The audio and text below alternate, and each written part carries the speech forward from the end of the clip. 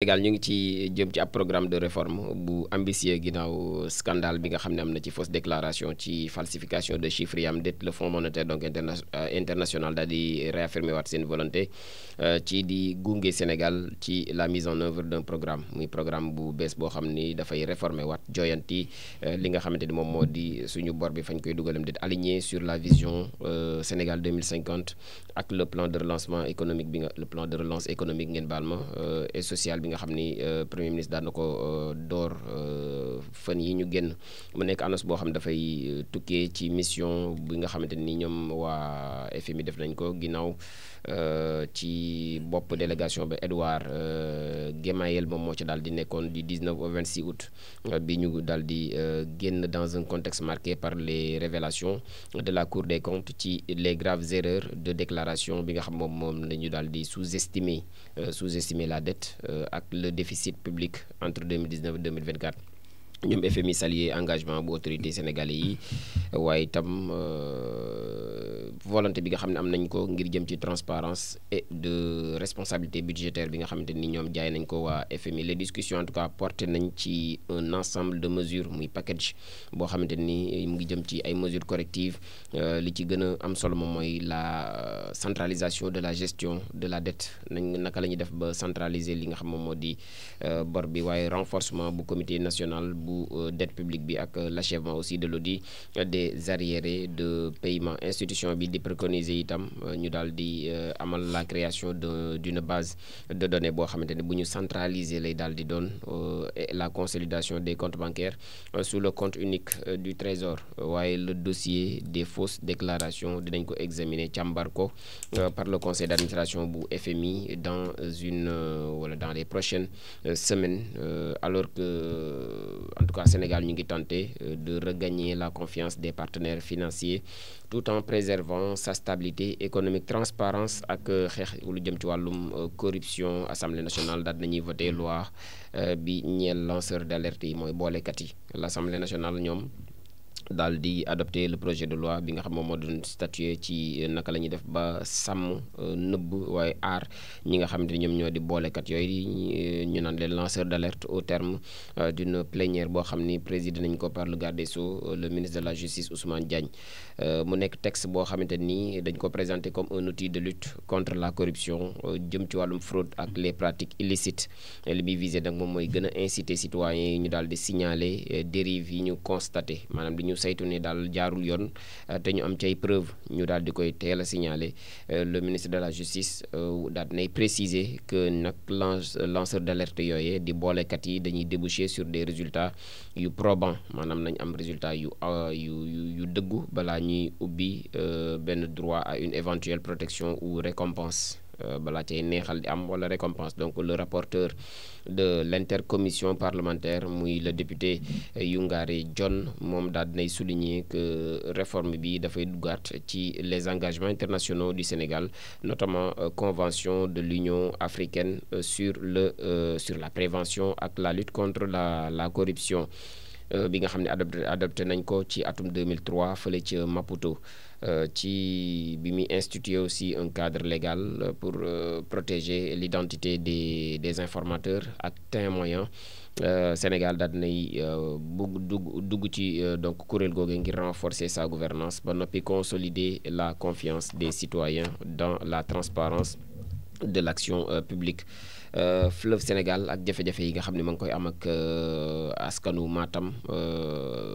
ak vigilance orange bi nga xam ne jamono ji fa lañ toll donc jege na loolu rouge ñoom OMVS ñu ngi alerter l'organisation mondiale l'organisation pour la mise en valeur du fleuve Sénégal di alerter sur un risque d'inondation le fleuve Sénégal di franchir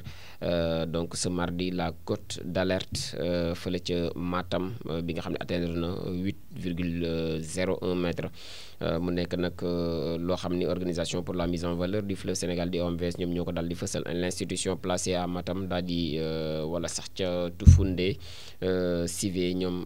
ñu ngi en vigilance orange di wootewaat population yi ngir ñu gën a préparer wu ci éventuelle inondation bu fa mën a daal di am muy fleuve bi débordé wàcc aw yoonam dugg nangu dëkkuwaay yi en cas de nouvelle pluie mën na fa daal di am ca Bakel itam la côte avoisine le seuil critique moom ca Bakel la gën a méttee ndax ñu ngi ci 9,94 mètres boo xamante ni ca la daal di toll, mais la tendance est à la baisse, tandis que fële ca Kaay moom it situation ba léegi ma ngay stable. mu nekk ay niveau yoo xam ni yu élevé lañ yuy laale ci taw yu bari yi nga xamante ni nemmeeku nañ ko jamono ji ci Sénégal ak ci vallée bi, renforcé aussi par les apports incontrôlés des affluents. mu ngi jublu itam ci li nga xamante ni moom moo nekk en amont ak le barrage de Manantali bi nga xam ne stocké na une partie des eaux waaye di limiter l'onde de crue fële ca Bafing. L'OMVS di rappeler que son plan d'alerte bi nga xamante ni moom la daal di prévoir dafay prévoir catastrophe ci zone yi nga xam ne moom ñoom ñoo di ay zone inondable waaye benn système de diffusion boo xam ni dina ñeel ay alerte yu impliqué autorité locale ak comité de lutte contre les inondations. Justice fii ci biir réewum Sénégal ak réforme numérique bi nga xam ne am nañ ko ngir xeex lépp lu jëm ci wàllum longue détention, maanaam téye nit ki rek te du xam foofu fan la wante di mujj ki gëtam àtte woo ko bawoo ko. Le ministre de la justice Ousmane Diagne daal dinay révéler que la population carcérale bu Sénégal bi daanaka toll na ci 15 267 détenus au 18 août 2025, dont 547 cas yoo xamante ni ay longue détention lañ, maanaam kenn àttewu leen, xamuñu fu wante di mujjee ki gëtam. loolu nag dafay dépassé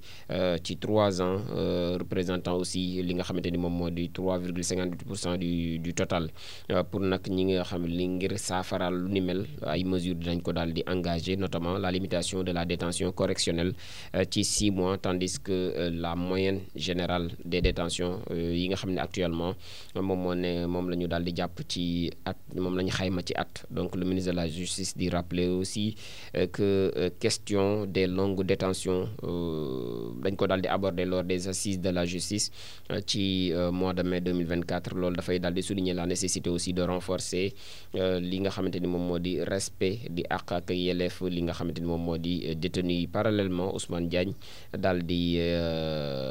wax ni nañ amal ab création prochaine d'un centre national bu casier judiciaire, loo xam ne dañ koy destiné à centraliser waaye dématérialiser li nga xam moom moo di demande yi, simplifiant aussi l'accès à ce document indispensable. lu metti la Sénégal pour am fi casier judiciaire moom, donc indi na ay démarche ak yoon yu nga xam ne dañ ko daal di joyanti lu jëm ci wàllu administration ak ci wàllum justice. mu nekk initiative boo xam dafay duggaat ci dans un ensemble de réformes législatives sur la transparence et la bonne gouvernance.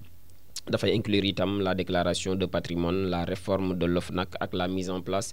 d'une bibliothèque numérique boo xam ne dafay daal di confirmer la volonté du gouvernement ngir daal di gën a moderniser service public yi ak dooleel état de droit par la digitalisation.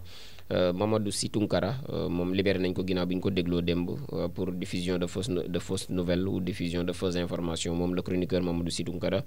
ginnaaw son audition à la division des investigations criminelles daal nañ koy libéré. loolu avocat moom la daal di confirmer muy maître El Hadj Diouf daal dinay regagner donc son domicile après cette procédure selon maître Diouf. audition bi dafa doon dugg ci cadre bu ñeel ab l'enquête ci diffusion d'une fausse nouvelle boo xam dafay daal di concerner la proposition de loi criminalisant l'homosexualité. moom journaliste bi dañ ko daal di placé woon en détention ba noppi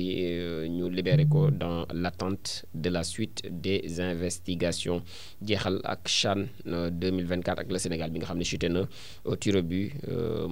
match bu scandaleux quand même ak le Sénégal bi nga xamante ni moom moo nekkoon champion en titre. éliminé nañ ko niki mardi 26 août ci demi-finale bu CHAN 2024 face au Maroc ginnaaw une séance de tir au but remportée 5-3 par les Marocains. mu nekk défaite boo xamante ni daanaka dafay ñëwaat yokk ci une série de revers bu équipe sénégalaise yi am dans les compétitions continentales récentes. ci CAN féminine bi noonu la fa demee, CAN U20 bi noonu la fa demee, CAN U17 bi noonu itam la fa daal di demee ba ci CHAN bi moom moo mujj démb depuis donc janvier 2024. Sénégalais yi souvent détenteur de titre dañuy peiner ngir daal di percevoir ci wala sax ngir préserver seen titre, conserver donc leur séance wala suñuy convertir seen séance de pénalty yi nga xamante ni daanaka ca la ñuy lajjee, laissant planer donc le doute sur une éventuelle malchance ou une faiblesse technique persistante dans ces moments décisifs. La question reste donc ouverte. Comment briser cette série